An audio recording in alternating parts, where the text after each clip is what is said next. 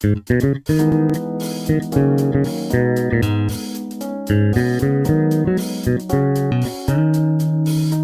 who realize that Persona 5 is all style, no substance. That was truly cringeworthy.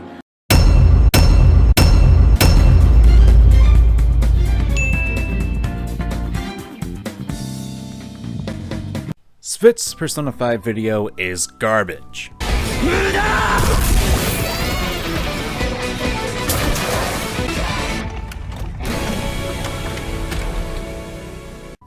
Aside from the blatant misinformation, the utter lack of care for the source material, and what I can only describe as now willful manipulation, especially when you consider the fact that he decided to edit the damn thing himself. Wake up, get up, get out there. There's more to life than the way. It's not helped that his video structure is the most dishonest way possible. In this video, it's going to assume that you are familiar with Persona 5, its characters, and its concepts. And yet, despite that, Cvit decides to spend most of his time in the video explaining events in the game and uses editing to remove the proper context in order to make his opinion more justifiable. The fact that I've spent about almost 3 hours at this point giving prime examples of Cvit doing exactly that, I would hope that people would actually listen to me at this point. But nope, apparently it's fine for Cvit to fill his video with fluff that can be construed as entertaining and waste people's time. I've said this before and I'll say it again, I do not care if you like or dislike Persona 5. That is not the problem here. The problem is that this review is considered to be one of the best critiques of the game and yet is filled with the brim with misinformation in order to justify that opinion. His opinion, as Cvit himself has claimed, is filled with love. But as you can imagine by the sheer length of this video and the fact that I've spent the last couple months talking about this, I have no interest in covering the rest of his story portion.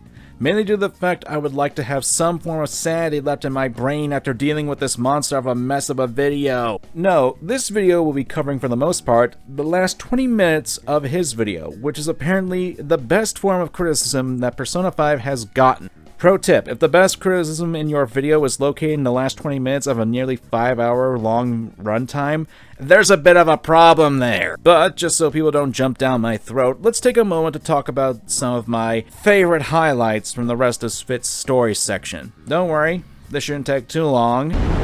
Son of a bitch! But the thing is, this entire sequence makes no sense with the established rules of how palaces and the metaverse work. Shadows are supposed to be the realization of a person's twisted desire in physical form. Kamoshida thinks he runs the school, so his shadow is a literal king and the castle is his school. Madarame thinks he's the greatest artist to ever exist, so his shadow and palace are decked out in expensive things. But Futaba is a person who believes the lie she was fed about being the reason for her mother's death. So shouldn't her shadow also reflect that and be a broken version of Futaba who fully believes the lies and can barely function? Instead, her shadow knows the truth and actively tries to help you along the way through the dungeon by giving you a map and giving you hints about where to go next. The reverse of this should have happened, with the real Futaba knowing logically the story didn't add up, but her heart can't help but feel this way, and the distorted version of her is being broken and giving into the doubts that maybe it really was all her fault. Actually, no, it doesn't really contradict anything that the game has already told you. The shadow self isn't actually the warped desires. That's the palace. A palace is a manifestation of a person's distorted desires. So, if that castle were no more... Nowhere did Morgana or anyone actually say that the shadow selves are the twisted desires. What shadow selves are, however, and this goes to the fact that this is a long-standing tradition in the Persona series, mind you, ever since 2 and possibly 1, if you are willing to be a little more stretching in your... is that shadow selves are repressed qualities of a person. They are the raw emotions of a person and what they actually believe. This is something that you've actually gotten into the case for since the game kept telling you about that, and that you believe that these are mustache-twirling villains. That's kind of the point. They're the raw, deep-down parts of a person that they don't want to show off to others. The only thing that's different here is that Futaba's shadow isn't based on negative emotions, but the truth is that she wasn't the cause of her mother's death. That's the problem that Cvit gets to mention, that there's a big difference between Kamoshida, Madarame, and Futaba. Anyway, we found out that Futaba has a palace. But can someone who isn't evil have one? That doesn't matter. A palace is the materialization of distorted cognitions brought about by strong desires. That's all. It just so happens that a lot of warped people turn out evil. She's so young, though. Pain she's gone through must be the cause of her distortion. Maybe that has something to do with why she calls herself Alibaba. According to the chief's story, Futaba has auditory and visual hallucinations, right? There's a chance those are related to some important memories she's holding. It's hard to explain, but those memories may have been warped by the distortions. Basically, we just gotta steal her treasure, right? It's the distortion that's the cause, so naturally the shadow would be the actual true thoughts of Futaba. Even then, a story is allowed to have an outlier, especially when you consider the differences between Futaba and the other palace owners, up until this point, and that her desires weren't hurting anyone but herself. Cvit, your own version with how the lore is set up would make it that Futaba was actually the cause of her mother's death if we actually followed the idea and how the game was going. Futaba also gets to see her shadow in the real world, which doesn't happen before or ever again, and there's no explanation given for this. Futaba does experience hallucinations, but this interaction with her shadow is clearly real. There's also no reason to continue the fight with the Sphinx Mom after Futaba joins the party. Futaba knows that everything in the palace is fake, and she has control over it, shown by her spawning ballistas from thin air. So why couldn't she just make the enemy disappear? It doesn't seem like this should work any different. Futaba even realizes earlier that her mom actually loves her, and she wanted the best for her. So since her cognition is already changed, the evil Sphinx Mom who tried to kill her shouldn't even exist, since the idea is already out of her mind. Morgana tells us that Futaba's palace doesn't actually have a treasure, since the treasure was Futaba herself. So that gives us even less of a reason to continue the boss fight. Just take Futaba and get out. That's all they had to do. Great!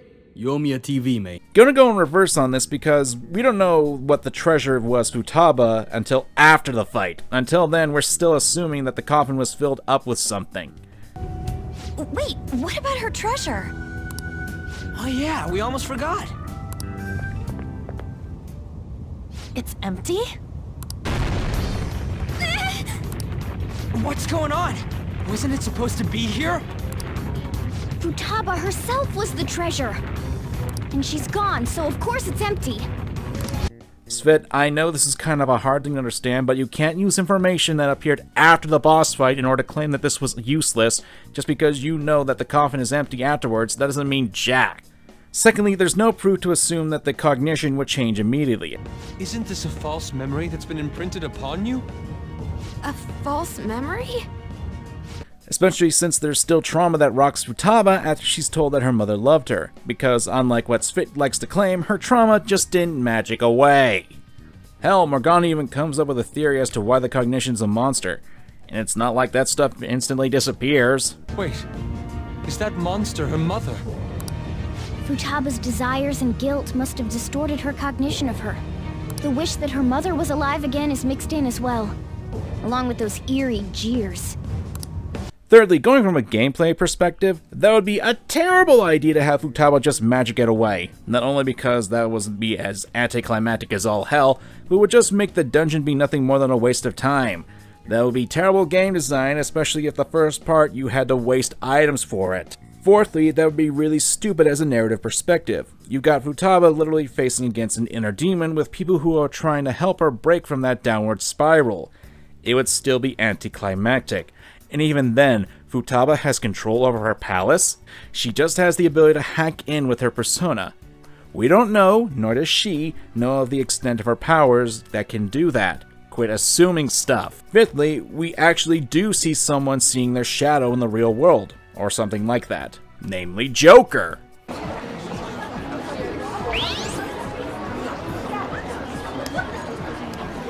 meeting you, I get the feeling that's what's going on. And tomorrow's task is so...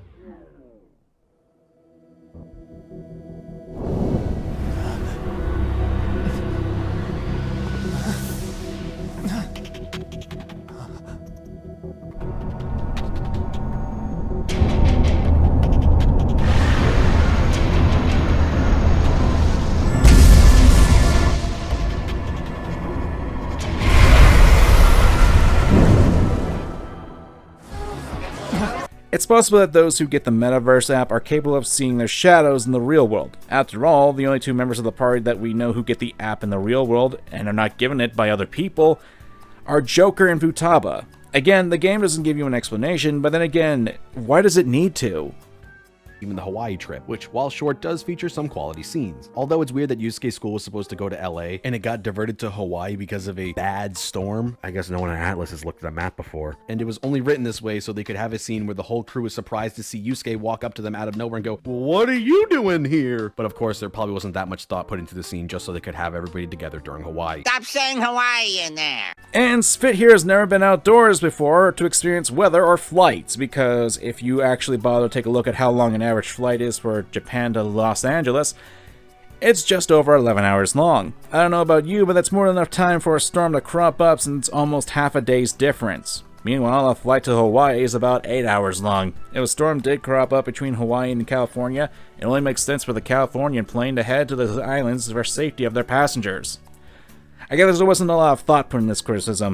For the fighting between the Phantom Thieves only becomes even more confusing and contrived in a text conversation that you have right after. Ryuji texts the group asking what they're going to do about Okamura. Ryuji was the one pushing for people to target Okamura the night that Morgana left, so that's okay. But then Yusuke is the first person to answer and says that, of course, no one is going to back down now, since Okamura is likely involved with the mental shutdown, and then replies agreeing with Yusuke, saying that they can't let something like this slide. Now, between the last time they talked about targeting Okamura and now, you have gone to the palace and see how he treats his workers. But when Ryuji wants to talk about how shitty of a person he is, Futaba, one of the people who also want to change Okamura's heart, reminds him that they're only there to find Morgana and to not do anything about him. The team never discusses that they're going to actually target him ever again after this. The reason why the conversation is so strange is because Ann and Yusuke were the two biggest critics of the plan and were the ones who started the fight with Morgana in the first place. Yusuke says that the data they found from SAE linking Okamura to the mental shutdowns, in quotes, doesn't necessarily mean that he's evil, and Ann wants to let things calm down a bit first before taking any action.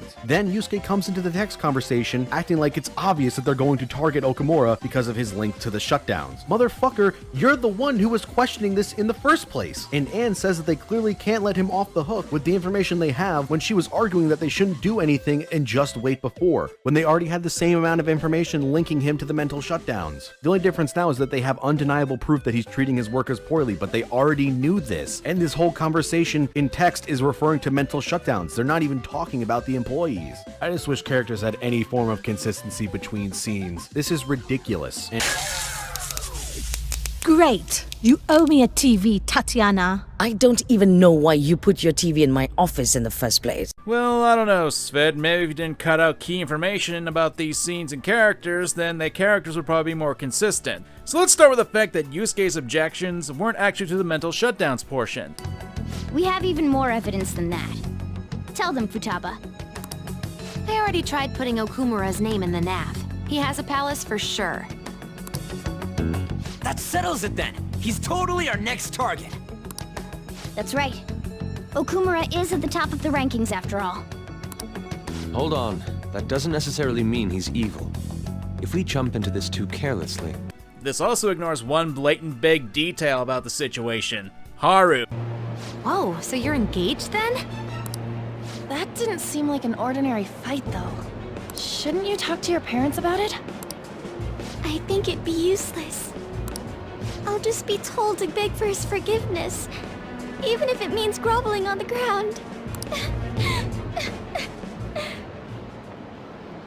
It seems she has her reasons.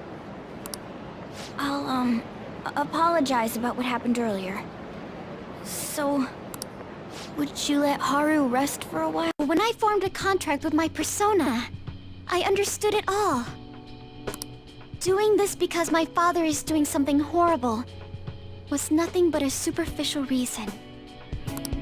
The truth is, I don't want to get married, right? I thought that since an adult with responsibilities made the decision, it couldn't be wrong. I was such a fool, tied down by vague notions, and stayed quiet as my marriage partner was chosen. But I won't tolerate this anymore. Did you forget that there was the encounter, as well as this thing that Haru's father, the guy whose palace that you were just in, is going to give her away to some asshole that you just saw kick Morgana and pretty much treat her like garbage? It's almost as if these teenagers who have had to deal with people who are in authority could possibly change their minds about the situation and want to actually help change Okamura's heart. This is starting to sound like a bad comic book plot. This also ignores that before they entered Okamura's palace, they didn't know for a fact that he was treating his employees bad. Those were just internet rumors. They didn't know it was a fact. You buy? It's rumored that Okamura Foods exploits their employees. Stuff like underpaying staff to reduce labor costs. That's how they have so many stores. Also, why in the world did you even bring up Futaba in this? And why did you put words in her mouth, since that scene doesn't have her saying anything more than what you just showed? If they're treated like this in reality as well, then the company truly is exploiting them. See? Okamura is a piece of shit, just like I said! Mona is our main objective here. He doesn't seem to be anywhere nearby. Let's search further in. Once again, Cvit is putting words in the characters' mouths, manipulating the footage, and cutting context so you can make the characters look worse. Lovely stuff! Learn to take a hint! Huh? This is why the group decides to help her too. The countdown timer you have to change her dad's heart even says days till Haru is sold off. Okamura is the greater evil in the general sense because of the way he ties into the main story with the mental shutdowns, but all the focus in this part of the story is on Haru's fiance. Even when you go into the palace, the trigger for Haru awakening her persona is the cognitive version of her fiance turning into a giant robot and attempting to attack her. No, that's not the trigger. I was raised under this company's wealth. I even accepted a political marriage for you. This is not what we discussed! Father, you want me to be that man's plaything just to satisfy your own ambitions? Why fret? You should be overjoyed that you're fulfilling your role as an Okamura daughter. This is the only value you've had from the very beginning. Now tell me, who shall you betray? My heart has been set. You should know. Yes, that gaze! I can finally display my true strength! I am thou, thou art I! Let us adorn your departure into freedom with a beautiful betrayal! Jeez! Farewell, dear father. I am no longer your subservient puppet! Then so be it. You're worthless. Deal with them how you wish. It's obvious that her father's disregard for her as a person and using her as a tool was the real reason why she fully awakened. But hey, I guess when you're telling me things instead of actually showing the actual clips that lead up to this awakening, I guess that's cool. The trick here is that the control panels for the pistons are usually pretty far away from the pistons themselves, so you need to activate the lunch break and then run for the pistons to make it in time. This isn't exactly a difficult task though, so to make things even more fun, the game respawns the enemies between the control panel and the piston sometimes. The lunch break timer doesn't stop in combat, so getting into a fight means you need to go back to the control panel and restart. It happens nearly every time, but not always, and I couldn't figure out what made the enemies respawn or not. But either way, this section is fucking infuriating. That was truly cringeworthy. I don't know, maybe it's the one mechanic you didn't bother to talk about. You know, the one that showed up in the top left corner of the screen? The one that's actually actively making things harder for you because you keep running in head first like a maniac, like... It's Leroy Jenkins! Oh my god, he just ran in. The security level? You know, the system that raises encounter rates of the shadows? I know you said that Persona 5 is a bad stealth game, but if you're gonna go barreling through the enemies to complain about them respawning, that's your own bloody fault. You leave. This interaction was needed for the whole team to get back together, but looking at it from Haru's perspective, it doesn't seem like something she would do, or should have done. Haru has known the Phantom Thieves for less than a month, 26 days to be exact, and from the time she's known all of them, you've done nothing but wander around a space station and got her dad killed. Haru has gained nothing from being introduced to this group. I don't know, Cvit. Why don't we ask a source that actually knows why Haru might actually trust them? Haru's dad died. There was still positives that came out of it, like Haru not being forced to move in with a man who was going to rape and beat her regularly. It's like the game forgot its own plot.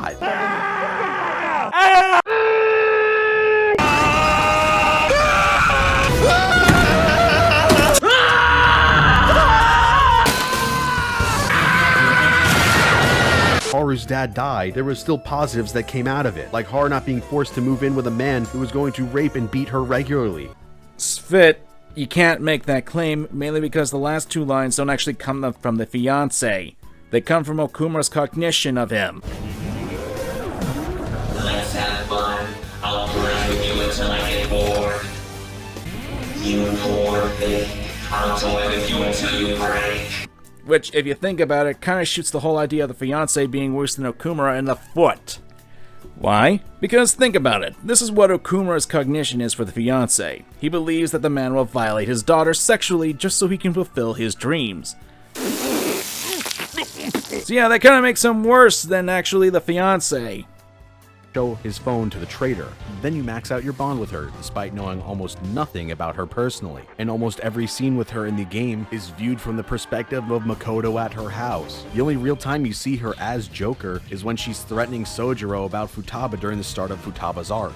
Gee, it's almost like this is actually a subversion on how the actual confidant system works. Instead of you learning more about Sai, she's learning more about you so that way she can trust you. It's almost as if a bond can be one of two ways. It's almost like Cvit's missing the actual point of the Judgment Arcana and how it actually works in the game. There's one massive thing about this meeting that breaks my brain when I try to think about it. Probably because mine is not as big as the hulking gray matter of the Persona 5 writers. And that's how exactly Sai's personality is handled during all of this. In the meeting, Sai vows to do everything she can to assist you and claims that you saved her after all, and she also apologizes for Futaba for everything she's put her through before, and claims that she couldn't see past her achievements, finally saying that she wasn't herself after all. Hey, doesn't that sound familiar? A character with a warped worldview who was only interested in things so long as they benefited them and actively insulted those closest to her, suddenly realizing that she was wrong, apologized, and attempts to atone for their actions? Sounds like someone had a change of heart. But this doesn't fit with the explanation of events we were given before. Joker gets captured on 11/19 evening, and the interrogation with Sai happens on 11/20 during the daytime, and that's when Akechi is lured into Sai's palace and he shoots the fake Joker. We know from every other palace that as soon as the treasure is stolen, the palace starts to fall apart, and it only takes minutes before everything is destroyed. So when the Phantom Thieves made a fake treasure to fool Akechi, they couldn't have also have taken the real treasure, otherwise the palace wouldn't be present for their plan later. So either they did take the treasure and the palace somehow didn't disappear until 12 hours later, or they never took Sai's treasure and she just changed her attitude completely without them having to use their magic powers. We find ourselves in a similar situation to Mishima, where the entire basis of the change of heart is brought into question here. The only thing we know for sure is that the Phantom Thieves beat up Sai's shadow before leaving the palace. So if they didn't take the treasure, then the only thing necessary to change a heart is beating up the palace owner like they do with Memento's targets. And taking the treasure has been pointless ever since the start, meaning that Morgana was wrong about the heart-changing process. The only other option here is that the Phantom Thieves didn't take Sai's treasure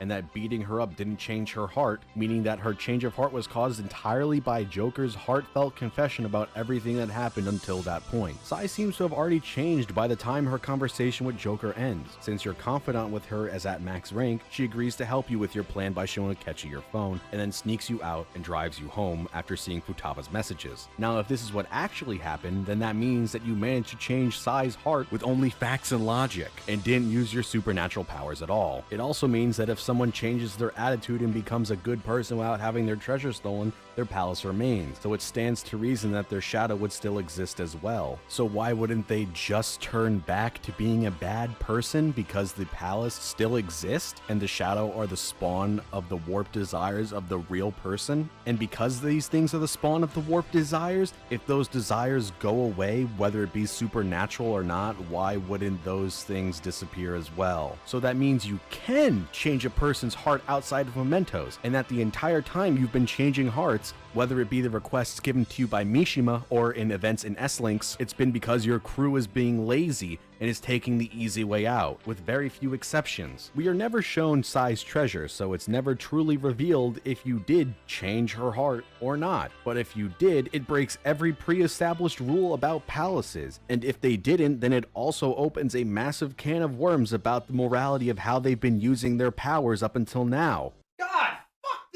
Oh boy, no, Cvit. First, this is why I don't have any extra respect for you. It's because you decided to insult the developers of the game throughout this entire video. Probably because mine is not as big as the hulking gray matter of the Persona 5 writers. And that's because I find this to be dishonest in a really warped sense of love. That you feel the need to insult and be dishonest about a piece of work. Secondly, you do realize you steal treasures from Memento's targets, right? Madarame's heart? What's that shining thing? It's the bud of a treasure. Had we left it be, it very well may have blossomed into a palace. Joker, this will make a perfect reward! Thirdly, none of the mementos requests have palaces. You're ignoring that the crucial factor in all of this. It's because the warp desires have gotten so powerful that you need to steal the treasure to make it effective. Fourthly, just because you're able to convince Sai to have a change of heart, that doesn't mean it'll work for other people, especially when the mementos request, because unlike Sai, who's gone out of her way to actually talk to you, most of the other mementos requests, as well as the confidant ones, are people who don't know who you are, have no interest in talking to you, and even shown themselves to be completely unreasonable at times. I find this to be utterly baffling why you seem to think that this is so much of a big deal, especially when you fail to take into account how people actually work. Then there's the palace rulers and the treasures aspect. We're told explicitly by Morgana that just because a person has a palace, that doesn't make them a bad person. Anyway, we found out that Futaba has a palace. But can someone who isn't evil have one? That doesn't matter. A palace is the materialization of distorted cognitions brought about by strong desires. That's all. It just so happens that a lot of warped people turn out evil. Just so they have their desires being warped, which isn't a bad thing. I'm not even bringing up Rawl here since we have Futaba's palace. Futaba's shadow eventually became her persona, and had nothing to do with her warped desire. The only thing that really matters is how you take someone's desires, their treasure, and that's something that occurs within all shadows in the metaverse. It's always been like this. All those goddamn hyenas forcing their expectations on me. I'm doing this all for them! What's wrong about demanding a reward for that? Now you're making excuses? We'll do something about that distorted heart of yours. Scared? Right now? You're seeing the same view that Shiho did. I'm sure she was scared too. Except she had no choice but to jump. What will you do? Will you jump? Or would you rather... I accept defeat. You want this? Take it. Even as Morgana himself said, they're the bud of a treasure, meaning that the desire would still be floating around mementos and could potentially become a palace because if it's left unchecked, then that desire can become out of control. The possibility of them being corrupted by said desires is the main problem here, and that comes the part where I blow your minds, because this is the damn point. It was absolutely the make or break moment of the entire plan. Still, I'm surprised you could convince me in such a short time. Were you confident you could do it? I see. Either way, I can't believe you went for such a risky idea. If we could just tell you the true culprit's plan, I knew you'd realize the bigger picture. Realize that our leader was telling the truth, and that there was a greater evil to pursue. We've seen Joker have the ability to form bonds with people and that's the gamble. We've seen him change people by simply helping them and understanding them, and even just bonding with him. And that right there is how Cvit looks at this game in its raw form is the downfall of his video. He fails to understand that what the game is showing you without the game having spoon-fed it to you. Which is ironic because him complaining about how the game has to tell you things multiple times, which is already a bloated point in my opinion, he failed to realize that Joker had the ability to change people's hearts without having to steal any treasure. And that's through the bonds he made. He was able to give Iwa the courage to bond with his son. He was able to be the light for Kawakami to pursue her abilities as a teacher. He had Hifumi confront the truth about her skills. And he was able to have Sojiro bond with his daughter Futaba. And I think you get the point. Throughout the game, unless you were a sad sack loser, you were given multiple times to bond with people and help them grow and change, just through your actions and your words. It's a big part of the game that Cvit himself completely misses in his analysis and decides to focus on the problems of the game and making mountains out of molehills.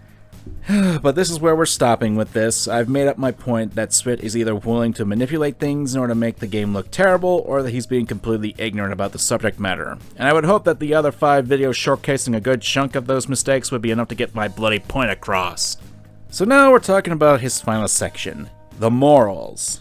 The section that I have the biggest issue with. This conversation ends, Sai actually asks you what the treasure to her palace was, but Joker deflects the question and Sai says, I suppose that doesn't matter one way or the other. The implication here is that the Phantom Thieves did change Sai's heart. But then this brings back up the questions of why didn't she confess to any of the crimes publicly, like all the other targets did, or how her palace stayed standing for so long. Can you please stop punching my TV? Why did you even punch it this time? One last thing about the game I want to talk about, and that's the morals it has and the confusing way the game tries to preach to the player constantly while also undermining itself. In an interview about the game, the director Katsura Hashino said that when he thinks of a game's story, he doesn't want the player to just think he had fun upon clearing it, but that he acquired some sort of wisdom and something that he could use in the future. He expands on this idea by saying that adding this element to the game will actually increase its entertainment value, and that he tries to insist on creating that experience. He also directed Persona 3 and 4, and in those games, this message to the player is conveyed through the game's themes in a very clear way. Namely, Persona 3 is about inevitability of death and the passage of time, and Persona 4 is about accepting yourself no matter what it may look like and staying true to yourself. Meanwhile, Persona 5's message is that everyone needs to stand up to injustices and not allow themselves or people around them to become complacent. But the main characters only ever achieve these things by using magic. The previous two games also had the main characters using magic to confront these ideas, but they were deeply personal issues that can be abstracted into real-world scenarios, unlike Persona 5. How so, Cvit? No, legit. Give examples from Persona 4 and 3. You are just saying they work in those games, but you never go into any actual examples to back up your point. The Phantom Thieves standing up against injustice and mistreatment by people in positions of power never actually works out for them. The only way they ever manage to get anything done is by using magic or Futaba's incredibly broad hacking skills that can be applied to any situation. I'm sorry, but no, not really. First, this ignores that you help your confidants throughout the entire ranks they go through, and yes, while you do go to Mementos to help them, that's 1 or 2 times for a rare to go through with them while the rest of the confidant ranks don't have that aspect to them. This also ignores all the times you had to go do stuff in the real world in order to get things done. You still need to have the Phantom Thieves sneak into Madarame's actual house. You needed them to be able to convince Futaba to let them help her. You need to do a ton of footwork. Or how about when the Phantom Thieves lost the ability to be Phantom Thieves and did what they could to get Joker out of jail? I'm sorry you skimmed over that portion right there, Cvit. Confront Kamoshida about his treatment of the students and get told that they're now going to be expelled for standing up to him. The only reason they don't get expelled is because they magically change his heart. They confront Madarame about his treatment of Yusuke, and then they get told they're going to be sued, so they use magic to change his heart. They confront Kaneshiro about the way he exploits students for money, and they have their families threatened, so they fix the situation by magic once again. If any other student had acted like the way the Phantom Thieves did, would have been fucked for life and would have been expelled, sued, or killed. The game doesn't present any realistic way for how these situations could have been dealt with, and it ends up being nothing more than a hollow message. And why should it? It's a piece of fiction. The same can be applied to Persona 4. Oh, these murders are happening! Let's jump into the TV world! Some of these magical beings from inside our brains and kick monster butt! 3's even worse, where you have the teens shooting themselves in the head in order to access their powers. And let's not even get into the other issues with how the main plot is often disconnected from the rest of the game, essentially breaking into 2 separate games. But back to my main point, you don't really give an example of real-world counterparts for these sorts of issues in fiction, since it would only muddle the narrative in that regard.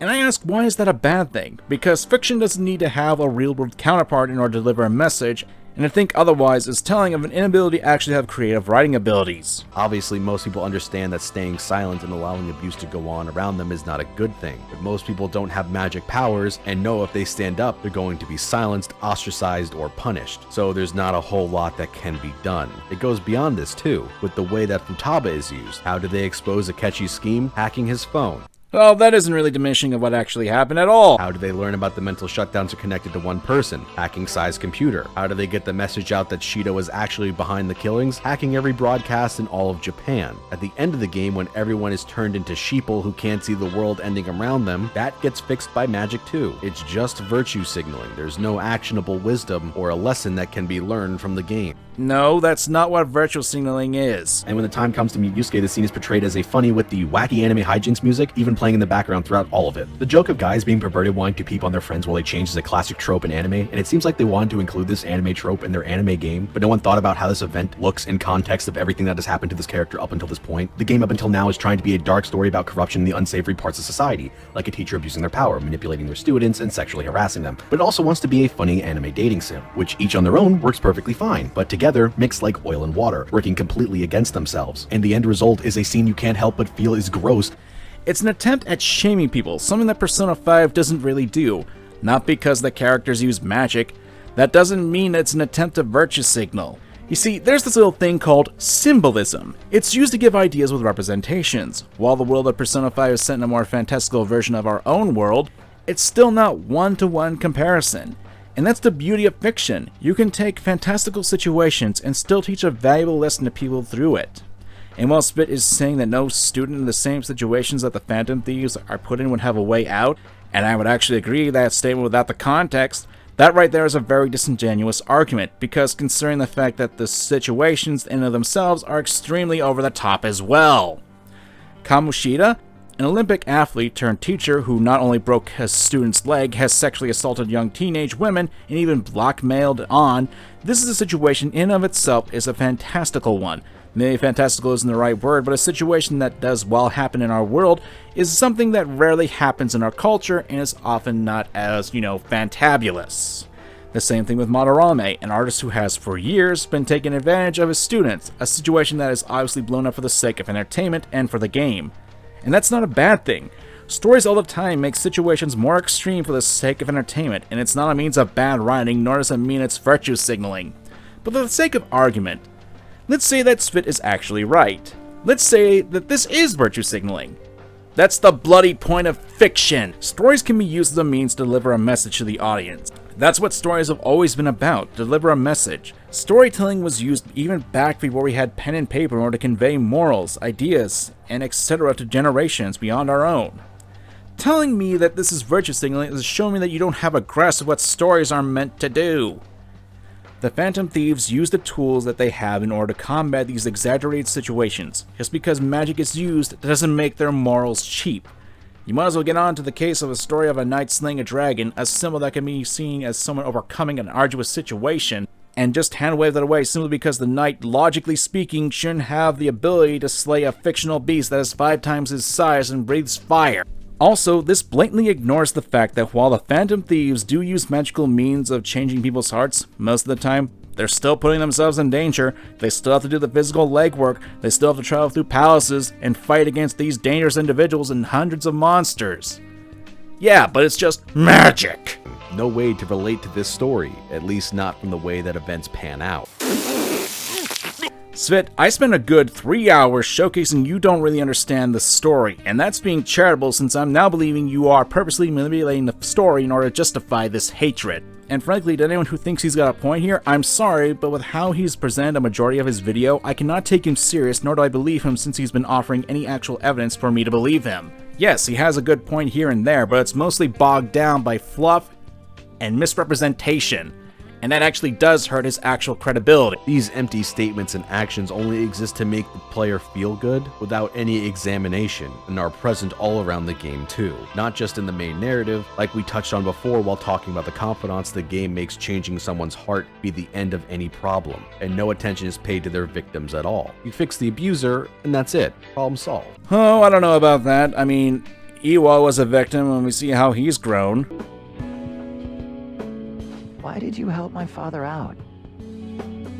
He told me you gathered info about Suda-san for him. You willingly got involved in a Yakuza dispute. Would someone normally take that big of a risk?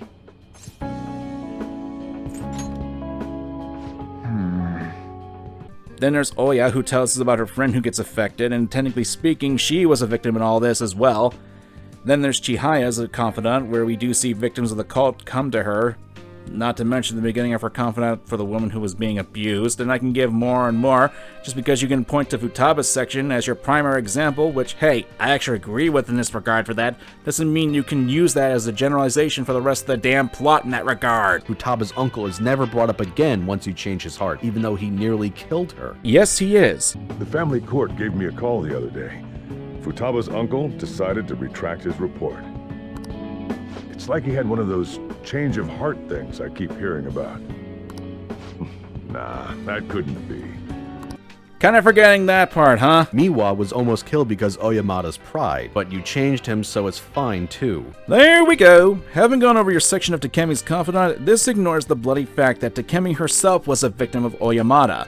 and that she needed your help through this situation so she could make the medicine to help Miwa. Persona 5 wants to tackle these dark stories, but then pays no mind to anything not directly involved with the Phantom Thieves, and even makes excuses for some of these situations. These things are supposed to be deep and real, but they end up being naive and underexplored. It can't even be explained away by this being an idealized society, since problems never stop popping up, corruption runs rampant, and even after you take out Shido Mentos and the world is completely reformed, society is still fucked and fucks over Joker and unjustly sends him to jail. When was it ever mentioned that this was an idealized society? There's a bloody point to the game that it's not. That society can be cruel and unfair. Where the hell did that even come from? Also, this ignores that Joker was on probation. Him being unjustly put into jail is the point. And society, Japanese society specifically, is still kinda effed over. Even the game points out how BS this is. What the hell? I don't comprehend. The hero who saved this nation is now living in juvenile hall? It's just how the system works. Don't let it get to you. I did my best to discuss the options, but nothing I said could change the outcome. Damn it! This can't be happening! Are we supposed to just agree to this? I can't do that! Me neither! I must object as well. Wanting to interrogate him makes sense, but the measures following were questionable at best. All that crap about his record and probation was bullshit! He didn't do any of that! Won't everything just cancel out if Shido tells the whole truth? That won't be enough. Remember what my sister said before? In order to overturn a sentence, you need definitive evidence that proves the subject's innocence. Speaking of changing hearts and the way people change, there's problems there too. Throughout the game, the Phantom Thieves state on multiple times that they are acting on the behalf of justice, and that if they kill people, they would be no better than the bad guy they're fighting. Whenever a bad guy says that they're similar to the Phantom Thieves, they reject that too, and say again that they're good and just, unlike every person they target. Because you control the good guys, it's taken for granted that they're right in all situations, and that they really are different, but their actions don't really reflect that. And you decide for your example to go with the murder hobo. You know, the hitman who's disguised as a hobo? Considering the Phantom Thieves never actually killed anyone, they're kind of justified in saying that they aren't like that, since they actually give the person they changed the heart of a chance to atone for their crimes. Please, Cvit, if you have better examples, use them, because using that example here really shoots your point in the foot again. And you got a bunch of a stump at this point. Much like Kamoshida abusing his status as an Olympic gold medalist and a teacher to manipulate his students into doing whatever he wants, the Phantom Thieves also abuse their power to force others into confessing against their will, because they see it as the right thing to do. No, they don't. It's explicitly told the person whose desires are stolen are the ones who confess on their own accord, since those desires are the things that warp them. Erasing a palace essentially means forcing the owner to have a change of heart. However, even though their warped wants disappear, the crimes they committed remain. Kamoshida will become unable to bear the weight of those crimes, and he'll confess them himself. You for real? That's possible? It's almost like the warped desires are things that make a person hold back their conscience. Then again, they see it as the right thing to do. Let's go with your Madarame example. Not only do we have examples of Madarame abusing the students to the point where one of them committed suicide, but if you look around the street during the Madarame arc, you actually come across a few other people who were actually affected by Madarame. One of the hobos was actually made homeless because of him. This also ignores the fact that the Phantom Thieves will often discuss their targets beforehand, weighing the pros and cons of doing this. Even with Kamoshida, there was the chance that he'd be killed because of them removing his desires. There's one more thing I should tell you. If we erase a palace, there is no doubt that the person's distorted desires will be erased as well. But desires are what we all need in order to survive. The will to sleep, eat, fall in love, those sorts of things. What are you getting at? If all of those yearnings were to vanish, they'd be no different than someone who is shut down entirely. They may even die if they're not given proper care. So... They might die? Will you listen to everything I have to say first? Would their death be our fault? Aren't you determined enough to face those kinds of risks? Hey, what do you think?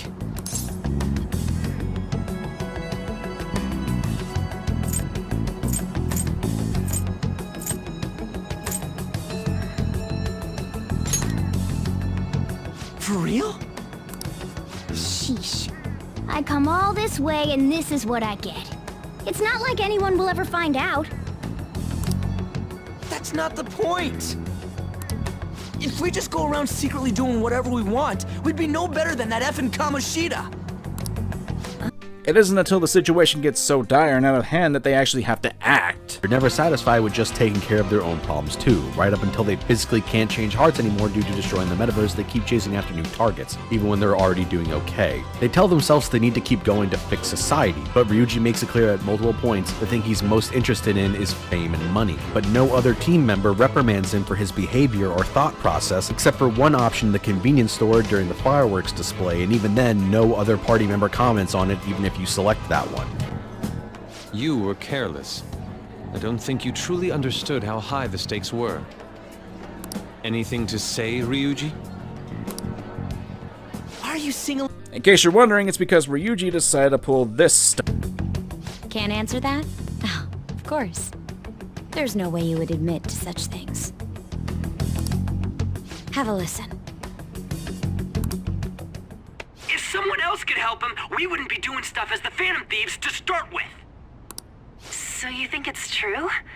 We'll be okay if we keep doing this, right? What could all this mean? We screwed up. Hey, where you at? Taking a leak? Let's meet up at the usual spot to hold our Phantom Thieves meeting. That idiot!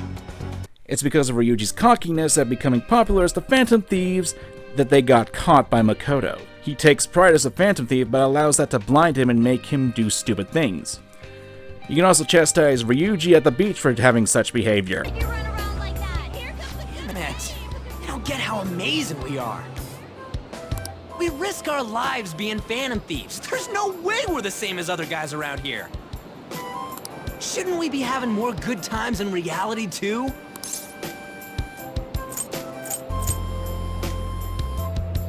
And it's all thanks to us being the Phantom Thieves. Crap. Fantastic! This sushi is delicious! Yeah! The fish is so fresh! Everywhere we go, we hear about these Phantom Thieves. What rubbish? Think about where we are, Ryuji! Sorry, it just kind of slipped.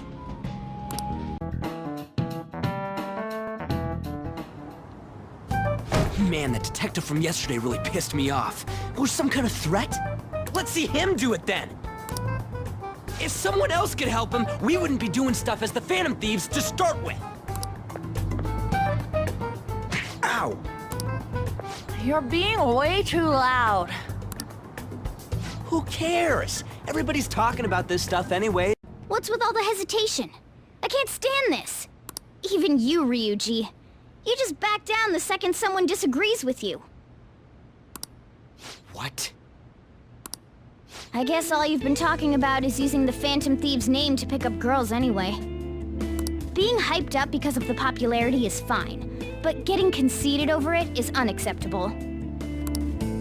Hey, aren't you acting for your own benefit here too? Cvit, I am convinced you didn't pay attention to any of the game. When they change someone's heart, they're taking advantage of them and making a choice for them. And even if you argue that they're doing it to help society, the point is that the game doesn't tackle this idea at all. The game doesn't pose the question whether imposing their will onto others and forcing them to confess is morally okay, or something that they decide is a net positive and choose to do regardless for the greater good. It only paints them as unquestionably right and infallible for acting as vigilantes who have the power to kill literally anybody at any time whenever they want. And only assurance that they don't do that is because they said they won't.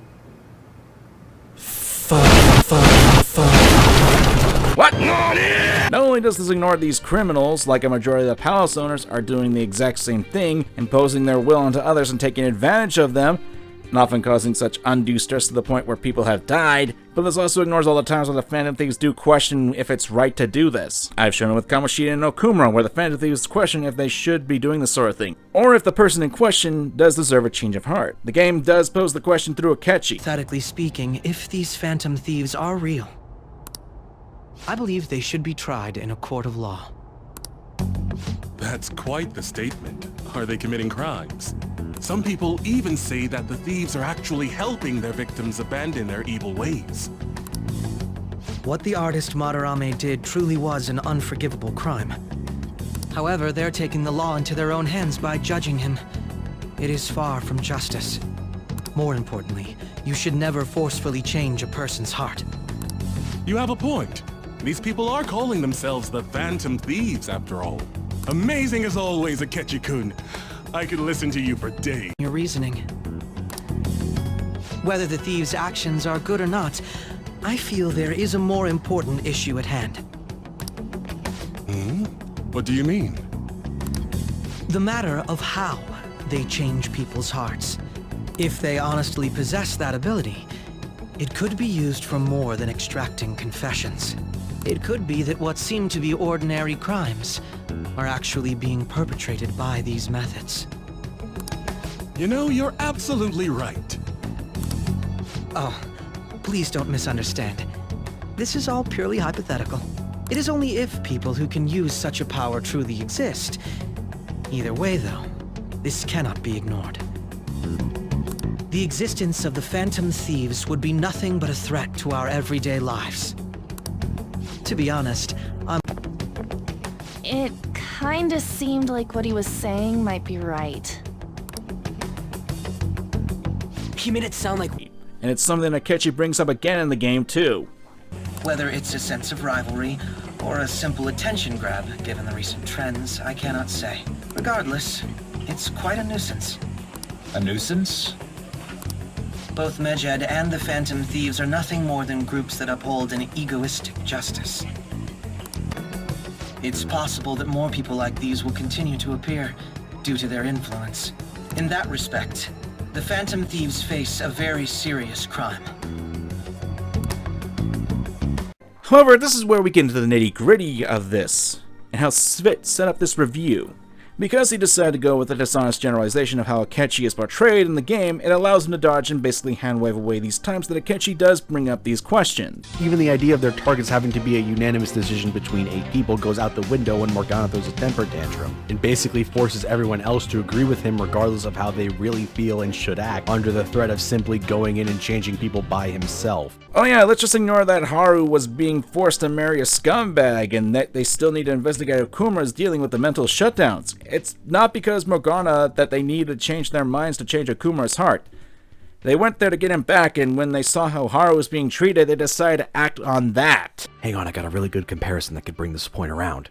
In Metal Gear Solid 4, during the first act of the game, Liquid Ocelot gains access to controlling everyone's nanomachines and turning off the emotion inhibitors all soldiers of war are equipped with. They are so grief-stricken with the actions they've done that everyone becomes unable to function and all fall to the ground. All these nanomachines have done up until this point is stop them from processing events they've experienced, not stopping these emotions from existing. So once the barrier is removed, all the emotions they've suppressed flow back into them all at once, and the weight of their actions becomes unbearable. This is what heart-changing should have been. Obviously, this movie has its head up its own anus. Well, that answers pretty much every question I had.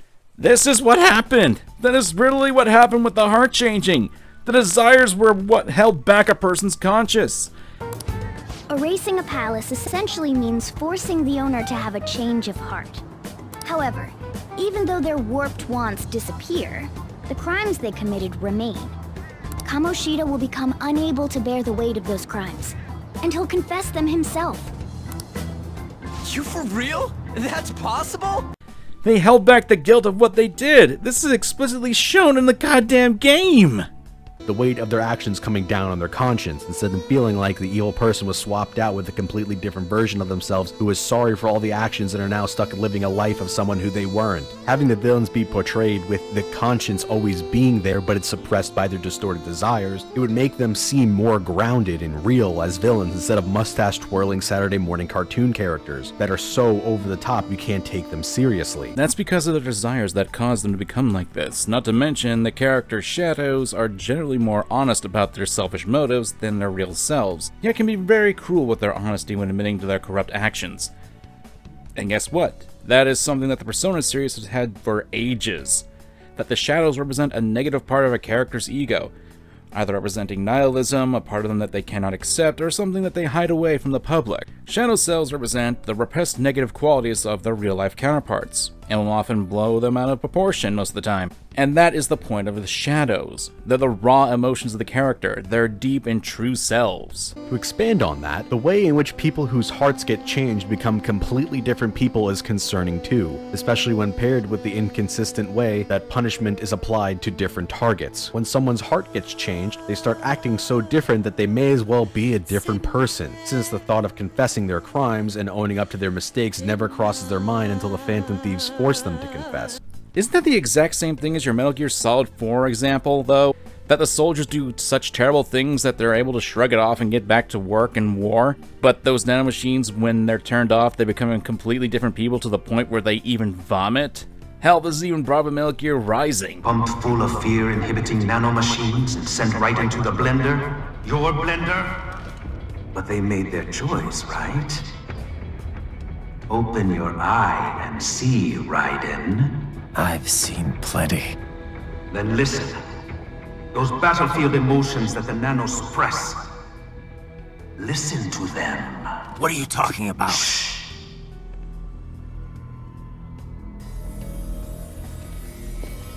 There he is! Kill him!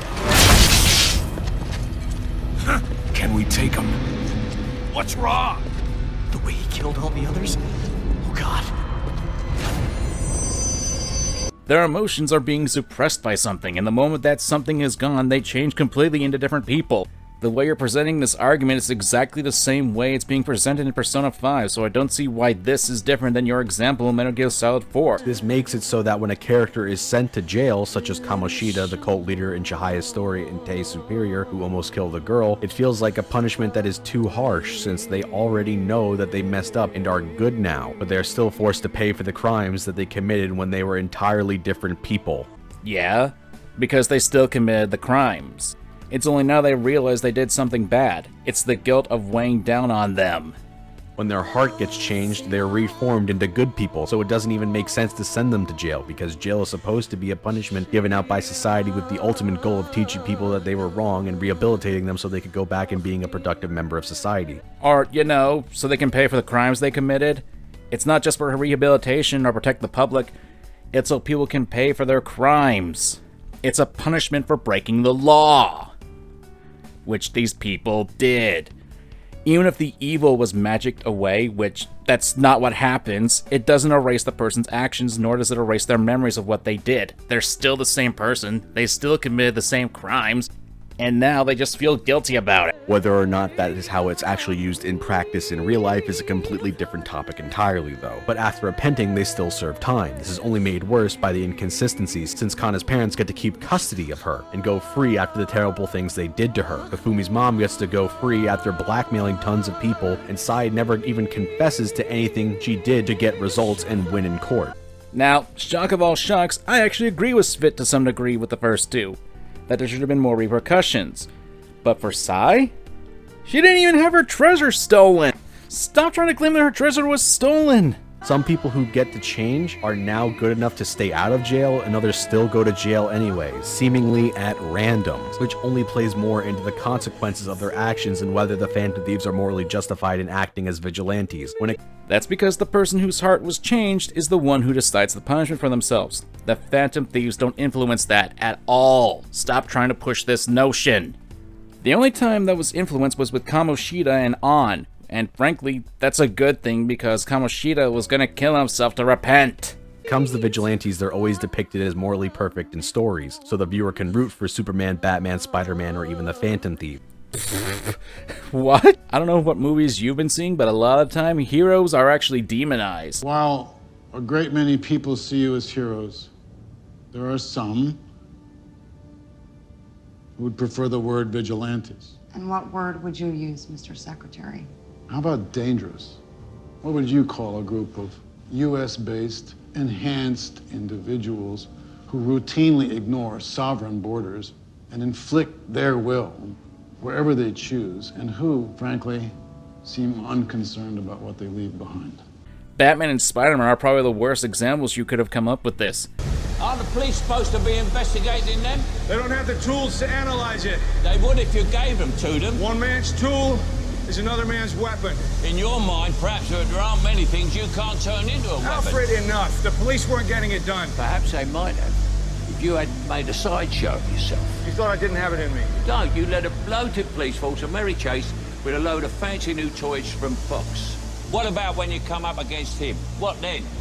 Batman has always been criticized. Hell, even in the Dark Knight trilogy, we've got Alfred who criticizes his actions and decisions. And Spider-Man? Oh gee, with great power comes great responsibility and stuff like this. Just because the heroes believe in themselves and their moral codes, it doesn't mean a damn positive thing, and that doesn't really apply to the Phantom Thieves who also question their morals and their actions after Okamura's death. But they're a group of teenagers who don't have the best track record when it comes to keeping calm and thinking carefully about their actions and consequences. Even when their actions backfire and they find out that they were really only furthering society's decline by destroying palaces, they never stop to think about what they're doing, and then the game paints them as not being at fault despite them being directly responsible for the public becoming mindless. Except they weren't responsible for that. Okay, getting ahead of myself, the Phantom Thieves have been questioning themselves throughout the game. I even showed clips of that numerous times, even getting back to Kamoshida. Hell, even when the principal died, they questioned if what they did with Kamoshida was a good thing. Talk about the data we got from SIS. We need to discuss the incident with the principal. People are already talking about it online. Nobody's saying it's because of the Phantom Thieves. So far. People think he did it because that tabloid exposed how he was covering up Kamoshida's abuses. Could it be that we're responsible for Principal Kobayakawa's suicide? What do you mean? If we hadn't changed Kamoshida's heart, maybe this never would have happened. But then Kamoshida would have kept doing what he did if we didn't go and take him down. But getting back to my original point, no, the Phantom Thieves were not responsible for what happened by removing palaces. The reason why I say that the Phantom Thieves weren't the reason for why the Holy Grail's plan succeeded is because this was all a setup. A game where the evil god rigged the outcome. Damn it! What the hell? Proper development. And now that the foolishness of man has been proven, it is the administrator's duty to purge them. You kidding? This is just some kind of rigged game you started! The foolish masses merely spread indolent thoughts and force the progress of society backward. If left to humanity, the world would slowly meet its demise. Rehabilitation is impossible now. That doesn't mean humans are evil, though. Indeed, there are many upstanding citizens. However, they merely take the soul path before them. The act of making decisions is accompanied by nothing but pain. Even if a cliff of ruin lie ahead, these lemmings would march on without a second thought. The God of Control was the one who set this up. He deliberately sets up the most despicable of men possible into power, rigs the public into worshipping them, and manipulates Joker and Goro Akechi throughout the game, pitting them against each other to help him discern the desires of humanity. Which is kind of stupid since he's also the creator of the palaces, so it stands to reason that they weren't going to get in the way of his plan, especially since he rigged the game so he'd automatically win. We're dealing with a god that's actually pretty childish if you think about it. If the game only had one way or the other in regards to jail time, it would have been fine. Either we change your heart so you are now good and you will atone for your sins in what way you can, or we change your heart and now you're going to jail because your actions have consequences. That's because that's dependent on the crimes and dependent on the person whose hearts were changed to decide what their punishment is. Remember, Kamoshida did want to kill himself. I feel like it's kind of becoming a meme that I'm saying this now. This would make the Phantom Thieves feel like they have a cohesive motive and ideal instead of flip-flopping without the game wanting to take a stance on anything. Moving away from changing hearts, the way that Akechi's character is handled is also very questionable. Despite saying he was literally only using Shido and acting on his own will, the game repeatedly tries to paint Akechi as good, with every character making excuses for him and saying that his heart was in the right place, even if they don't forgive him. I'm going to be entirely honest with you. I hate you.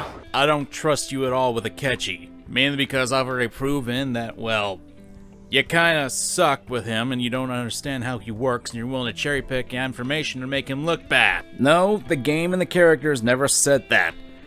They could see that he was a victim too, not that his heart was in the right place. Even terrible characters, terrible in what their actions are, not terribly written characters, gotta make that distinction, can be seen as sympathetic. Since you covered Yakuza recently, Goro Majima is an example of this.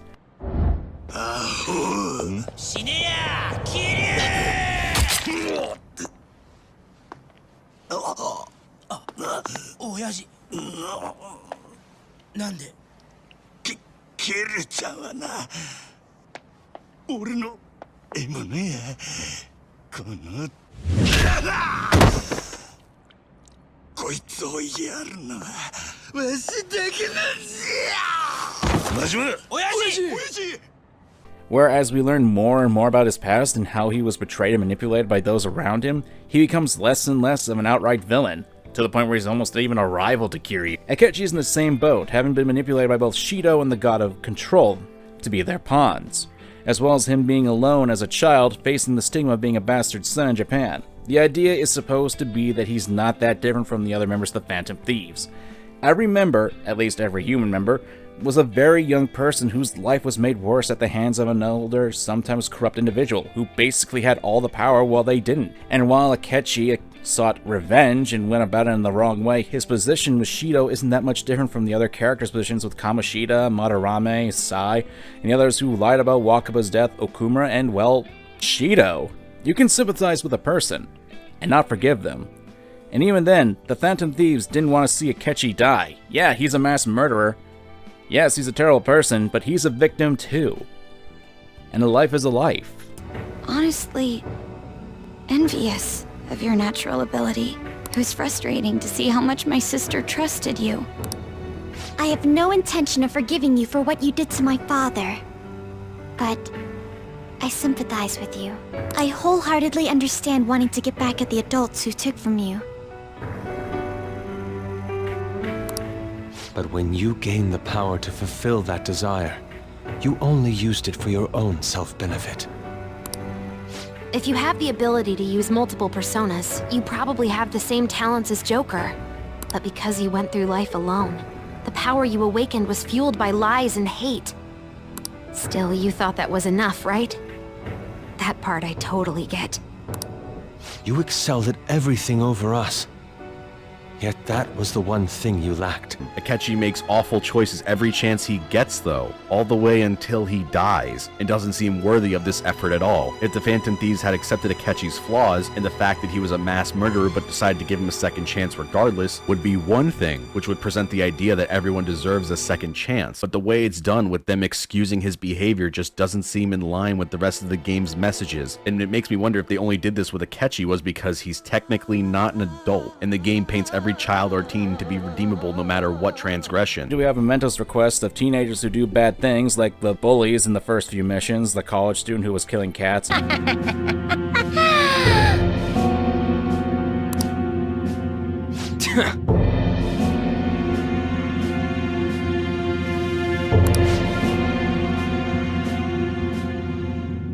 The reason I came to this conclusion was because when talking about how Akechi stacks up to other villains, I realized there is one he's very similar to, Haru's dad. Both were villains who caused many deaths for their own profit, but realized this wasn't necessarily a good thing, feeling trapped and seeing no way out other than to doubling down on what they were already doing. They both had really difficult childhoods, with Akechi being unwanted by anyone and crafting his image so that he would become famous and revered, even though it didn't fill the void in his heart, and Okamura being hounded by debt collectors so he could never have any luxuries, lives, resulting in him doing whatever it takes to never be as low as that again, even if it costs the lives and well-being of his workers and daughter. Their backstories are extremely similar. It's not hard to see Okamura's life as a potential future for Akechi, doing whatever he can to hang on to the life he's crafted, but the Phantom Thieves have no sympathy for him. They beat up his shadow, grill him for answers, and then leave his palace so that they can go and get even more answers from him in the real world, completely ignoring him as a person. Ignoring the fact that unlike Akechi, Okamura's childhood wasn't as difficult since he still had his family, he didn't have the stigma of being a bastard son, and Akechi was actually manipulated much earlier in his life, and considering the fact that Akechi was also much more younger and could be manipulated a lot worse than Okamura was, there's a big difference here, in that this is the actual Akechi, and this is Okamura's shadow self. Shadow selves aren't actually people. They did not give Akechi a free pass. They kicked his ass. Akechi was saddled with some pretty serious issues. Even Shido outright says he manipulated him to a certain extent. What did you do to Akechi? He was your own son. I had a feeling it was something like that. He reminded me too much of that woman. I also have an idea as to why he approached me. He was hoping to trap me, was he not? He was sharp, but in the end he was just a kid. I controlled him merely by offering praise. I intended to dispose of him as soon as I became Prime Minister. What? I could never keep someone with such intimate knowledge of my past alive. What an ace detective. He was standing beside me all this time, yet couldn't see through my plans. His destroying himself saved me quite a bit. Being a victim and being responsible for one's actions are not mutually exclusive. To acknowledge that he is a victim is not the same as saying he did nothing wrong, nor forgiving him for it. Akechi is a victim of Japan's flawed culture and societal attitude, which is one of the game's major themes, as it conveys its own country. To its fans, at least. Unfortunately, Western fans tend to be ignorant of this, as I've demonstrated with Cvit in this video series. Akechi is sympathetic in the Phantom Thieves' eyes because they understand what it's like to be screwed over by a rotten adult. They don't actually forgive him. It's his backstory that hits home with them. He was simply a victim that they couldn't save, and they could have become like him if things were different. It's a shame that many fans miss the point and assume Akechi simply wanted to kill Shido when he became Prime Minister. Akechi's sacrifice, as well as somewhat redemption in some fans' eyes, was seen as a cop-out and came out of left field and was cliché, which unfortunately is what Cvit decided to take the route on here without actually doing research. Japan is a country of perfection and traditionalism, and as a result, its society is pretty judgmental. It's because of such values that such a system that targets from Kamoshida all the way up to Shido began to commit crimes in the first place. Of course, this doesn't excuse them. Akechi is a victim in particular due to his status as a bastard child. In Japan, bastard children are looked down upon more so than in the West. Hell, there was actually discrimination against you in Japan if you actually were from these kind of broken up families. Their foster care and orphanages are also apparently horrible. You can only imagine what Akechi's childhood would be like growing up. Yeah, he has some similarities with Okamura, but they're only surface level. And that's what Cvit did here. He went with a surface level analysis comparing the two when there's more details and stuff that he doesn't understand about Japanese culture. Hell, everyone whose hearts you changed except for Shido wasn't as bad as Akechi, and none of them got a free pass because of their tragic backstories that led them to being a terrible person. In the end, I think what it boils down to is the game's attempt at fusing serious messages about socio-political commentary and also an exciting story wrapped in an anime dating sim package, which don't mix very well. There's a lot of moments in the game that feel like they were written in a vacuum from the rest of the game, like the joke with Anne being sexually harassed all the time after nearly being raped. Except you ignore the bloody point that Ann steps up for herself in that situation and that she embraced her sexuality. Would you kindly stop this? Want to try on some other swimsuits in my room? Don't touch me, you perv! No. Now that I'm done using you, get away, you creep! This guy's a molester! And she doesn't take that crap. The fact that you ignored is actually pretty disgusting in and of itself, since it ignores her character development as someone who was willing to demean herself but now is willing to stand up for herself in those kinds of situations. Also, just because there are different tones in the game, that doesn't mean they can't mix very well.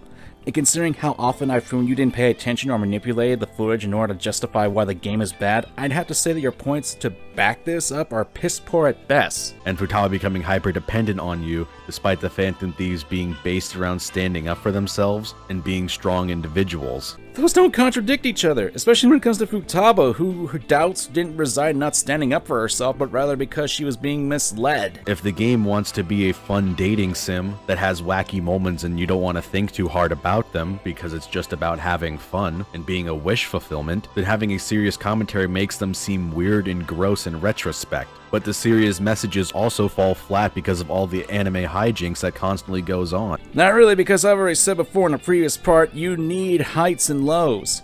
And just because a story that has serious message in it has moments of humor as well, that doesn't detract from the message. If anything, it can be used to make the moments more important and insightful and show the characters have grown and become more comfortable with dealing with stuff like this. Persona 3 and 4 are also structured similarly, but like I said before, those games are focused on themes and issues that were personal, and not making as many broad statements about the state of society, corruption, and exploitation, so the anime hijinks wasn't as off-putting in them. Oh, really? Let's ignore the fact that both those games actually did touch on the society aspect. This world reflects people's thoughts. Which, oh dear, does that mean the real culprits are everyone on the outside, including you? Don't make me laugh. Just because someone joins the police doesn't make them some kind of agent of justice. You know why I applied? So I could legally carry a gun. That's all. You'd be surprised how many are like that. I thought it would be fun too. But to tell the truth, that was a wash. Everyone around me was such an idiot. I made one tiny mistake, and they all got on my case and sent me out here to Nowheresville as punishment. Let's be honest, there's nothing great about the real world, is there? It's just dull and annoying as hell. No one accepts that's the way things are. They're just stuck with it because they can't deny it either. Those who actually succeed in life, they just happen to be born with a magic ticket called talent. If you don't have it, you can either accept or deny that fact until you die. That's your only choice. Once you realize that, all you have left in life is despair. The ultimate game over. Wouldn't it be better if that kind of reality was wiped away? Listen, you might have hopes and dreams right now, but that's only because you know nothing about reality. One day you'll see. You'll be faced with a boring reality that boxes you in, no matter where you go, for a second. Once everyone turns into shadows, they'll still keep on living, oblivious to all the things around them. So how's that different from the way it is now? No, this'll make things much easier for everyone. Easier? What the hell are you talking about? Come on, how many people out there actually think about what's real, or what's right and wrong? Next to none, I bet. It's useless to think about those things in the first place. You don't get anything out of facing reality, and there's no way to change it either. I mean, what could be more boring than brooding over things you can't change? It's better to just ignore them and believe only what you want to believe in life. Doesn't that sound a lot easier? It would be awesome if everyone's life could be that easy. With Persona 3, it was the people's wish for death, and Persona 4, it was how people viewed others through a mist. I know I'm being very general here, but considering the length of this video, I don't want to spend too much time on this. But the problem that I have with this is because Cvit never actually explains why this is. It's just because it's personable with the topics, which is a case can be made for Persona 5, especially considering the cast involved with most of the palace owners is to some degree also personable. He just says that if it were a fact and expects me to accept this. But I'm sorry, just because you say this one thing doesn't make it true.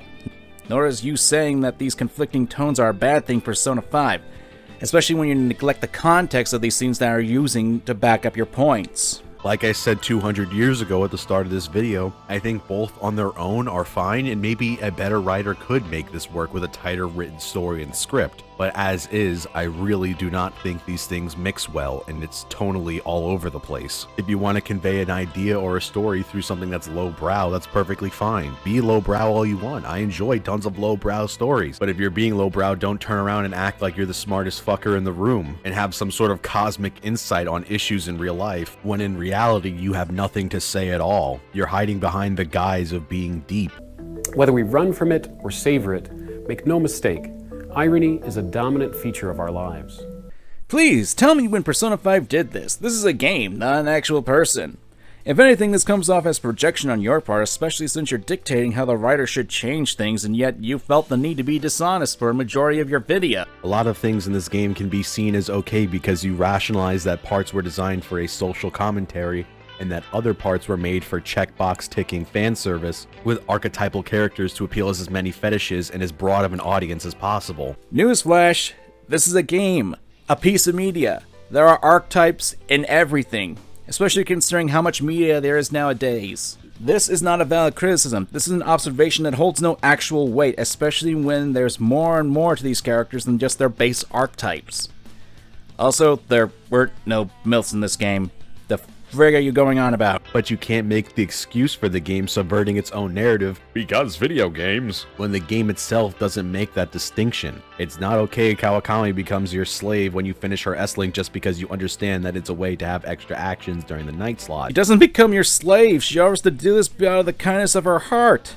Kawakami does it because she's nearby and because you helped her out of a very terrible situation. Because this is presented alongside the same game that has all of the deep commentary on society and sheeple and leaders and villainizes people for almost anything, from being too clingy to thinking they're important when they're not, to killing cats, to killing people, to raping students, to exploiting their children for money. If these things weren't meant to be compared, they shouldn't have been presented in the same package. Considering the mass generalization, how you viewed the situation, I can see where you're coming from, but the issue is that Kawakami was never a slave to you. You don't need to have her make coffee for you in the evening. Hell, by your own logic with the SP adhesives, it'd just be a waste of time to do this. If anything, this speaks more about Cvit than the game itself, since the game opts to give you multiple ways of recovery without having to abuse Kawakami's mechanics. Even then, yeah, they're being compared. And they're given different outcomes depending on the severity as well as the people whose hearts are being changed. And you wanna know what? So what? Just because the game has different tonal shifts and different serious and comedic moments, that doesn't make this a bad thing. Nor have you actually provided proof of this. Even in the parts I skipped, you don't show this. To be very clear, it is not a bad thing that the game tries to tackle such serious issues in modern day society, but rather the game sets up a lot of potentially interesting ideas but does nothing with them. I don't know, man. It seems kind of malicious to me from what I've seen, with you doing the same tactics as people who often do this, taking scenes out of context and making them out to be terrible and worse than they actually are. Presenting them in the shallowest way possible as a way of acknowledging that they're there, but doesn't actually engage with the consequences or deeper meanings of any of them. When it tries to be serious, but it undermines itself, all of the time that was spent on real issues comes off as fake, hollow, or forced, and it brings the whole game down as a result. The game walks and talks, and everyone treats it like it's the deepest political commentary to come out in years, but in actuality it has more in common with Detroit Become Human, using long-standing socio-political issues to prop itself up to seem smarter than it really is when it has nothing to say, and in the end feels like a disservice to all the things it's trying to shine light on. Again, you haven't proven any of this. Just because the game has moments of comedy and lightheartedness in it, that doesn't negate the impact of their issues that are brought up. Even with some points like the Shiho, I can't give you because we do get resolution with that character to some degree. It's just resolution that you didn't personally like. Out of all the problems Persona 5 has, the combat being boring and getting stale is probably the easiest thing to fix. And even though I'm skeptical about whether the problem of physical power being the only important stat will get fixed, if there's enough viable varieties to make combat fun enough, it won't really matter. This is coming from the guy who refused to change his party, even when said party was terrible to use. That's on you, not on the game. It looks like boss battles are being remixed too, so maybe Monораme's painting fight won't be so bad anymore. You don't even understand how the painting fight even worked and decided to just punch monkey through everything and decided to ignore other variables that the game gave you in order to make the game easier. This dungeon you're confronted by one of the worst bosses in the whole game. painting form Madarame. His whole deal is that he's split into 4 separate pictures, but half heals from magic damage and half heals from physical damage. So you can't use any AoE attacks, and as if that wasn't enough, you have to kill all 4 parts of him 3 different times, and the last 2 times require you to kill them within a few turns of each other, or else they come back at full health. So you need to spread your damage thin to get every part low enough to knock them all out at the end of a turn. It's just a long, boring fight that requires a lot of luck to dodge his attacks and not get hit by weak elements since you need to endure for so long. Oh no, a boss that's actually proving that my terrible team composition is bad is probably the worst boss in the entire game, and I can't just power my way through, and I need to be able to think about how to fight this boss. The Horror! The game gives you a challenge, and you call it the worst boss of the entire game.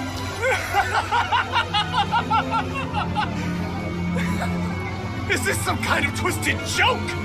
Also, you're wrong about his immunities.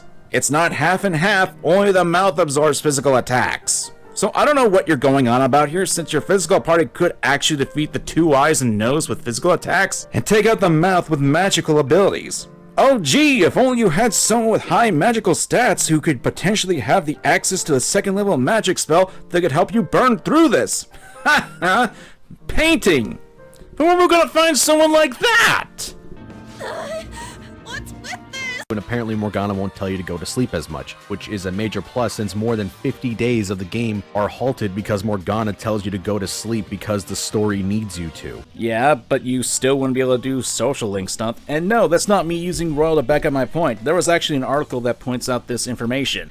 And even then, you'd still be told to go to sleep when the story demands it. If anything, reading this, it came off to me as Morgana was just letting you do things if you got a Mementos or a Palace and didn't have access to Kawakami's massage. And you'd still be able to do something at night, like increasing your social skills, or make items. I'd like to point out that this is information that was made before Cvit's video. But I can't just bring myself to join in after experiencing Persona 5 the way it is now. But you didn't enjoy it as the way it was now. You literally had to cut and paste it, ignore scenes, and basically mistreat the battle system while simultaneously not understanding it. That's not experiencing as the game it is now, that's you warping the game because you don't have an understanding about it. The trailers from the base game were hyped too, and this is the product we got, when there are so many things wrong with every aspect of Persona 5 when it comes down to continuity with characters, the main story, confidants, and story twists. There's no way I could look at new content being put into the game and think that they're going to be handled any better than the mess of a game we have now. I have zero trust that they won't fuck up all the new additions as badly as the base game. There's no reason for me to believe that a new dungeon will be any better designed, that the new characters will be more consistent and better written, or that Akechi's return will address any of the problems I brought up with the way that he's treated in the game. Remember everyone, this is from a place of love, where you have to intentionally cut things out of context of the game, misrepresent, and basically bury your complaints under nearly 5 hours of fluff so people can't call you out on your BS. This is all the game's fault! Ultimately, even if the new content is good, unless they overhaul the entire game, there's no way that all the stupid story beats, inconsistent characters, terrible S-links, and constant contradictions in every aspect of the game can be fixed. The issue with Persona 5's writing runs deep, and I can't see a way for it to be improved short of starting from scratch, which Royal clearly won't do. Most of these contradictions come from you being dishonest. Even if by some miracle, Royal manages to make everything good, that doesn't change anything. The base game of Persona 5 has existed for over 2 years now, being praised to high heaven despite all the issues core to the game that are present, and even small issues like text on screen being grammatically wrong or making no goddamn sense were never patched. Because for your scum example here, it was a voiced line. Suguru Kamoshida was a scum. This ignores that there could have been issues with the voice actress, Cassandra Lee Morris, with contract and scheduling issues, and considering her voicing career in 2016, it's possible that they couldn't get her until Royal to pull back in to do more lines. Even then, this is such a weird point to bring up, and one that doesn't actually affect the overall quality of the game. This game has shown up on hundreds of top 10 lists in 2017, and so many of the people that praised it never even played it all the way through. Oh no, other people have opinions on this game. Kind of weird how people kept on getting on my case for critiquing Cvit on his opinion of the game, yet he's allowed to do something similar to people whose opinions may have changed over the last couple of years or could have finished the game during that time. Praise that Persona 5 gets even to this day, with people calling it one of the greatest JRPGs of all time, is something I've never been able to understand. The way I've talked about Persona 5 in this video is how I've always felt about it, even from my first playthrough. So, you've been dishonest this whole time then, right?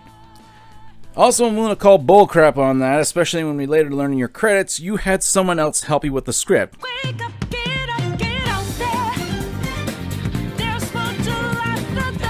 And that raises a few questions in this manner, since you don't distinguish if parts of your script are his opinions or yours. And it makes it worse considering all the misinformation that you spouted throughout this damn video, and that 2 people had to go through this. I was surprised about how terrible everything was, but when I looked online, the only thing I could see ever being criticized was dumb shit like Pancakes or Morgana being a baby. Wait, didn't you also cite that terrible fan site? You know, the one that did the same thing as you and took scenes out of context in order to make the game look worse than it was? Errors are present throughout the game. There's an entire website dedicated to compiling every single error in the game.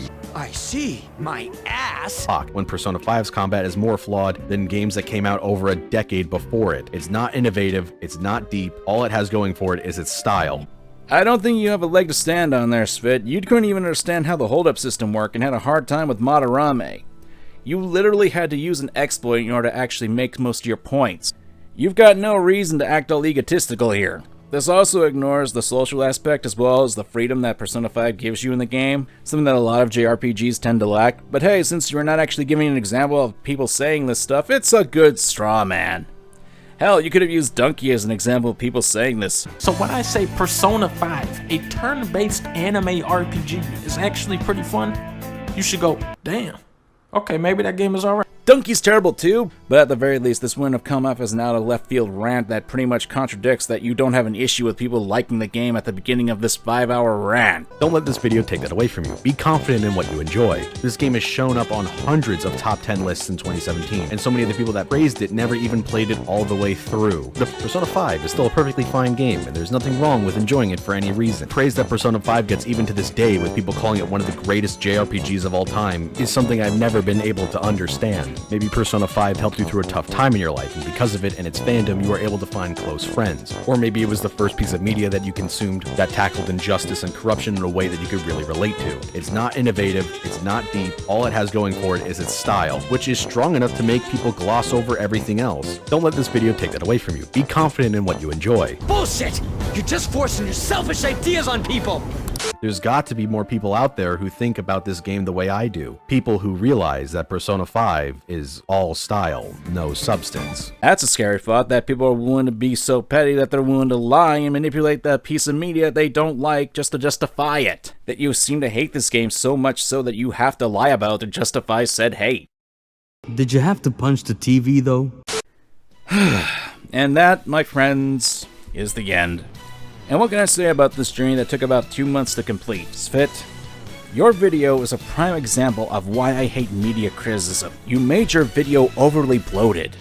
You filled it with so much misinformation just to get to a point that doesn't make any sense with how you presented it. You did all of this just to prove that you disliked Persona 5. And while I can respect that there's a lot of effort put into this video, I'm sorry, but that effort isn't enough for me to give you a pass on being so dishonest. This is the problem that I have with our culture, especially with criticism nowadays, that we're willing to lie about things just to paint a picture of the world. It's changing people's cognitions, and people are just allowing this to happen because they don't like a piece of media. And unfortunately, this kind of mindset actually does spread out into actual people's thoughts on more serious topics. It's ironic what Cvit did to Persona 5, because that's exactly what the God of Control did in the game. And that's the biggest issue that I have with Cvit's video.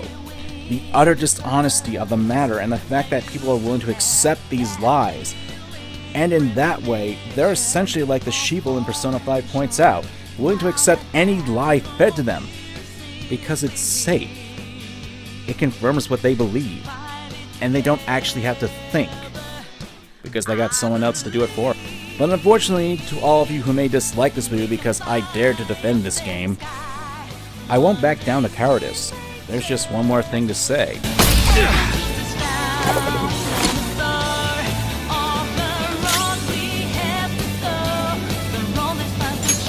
Checkmate.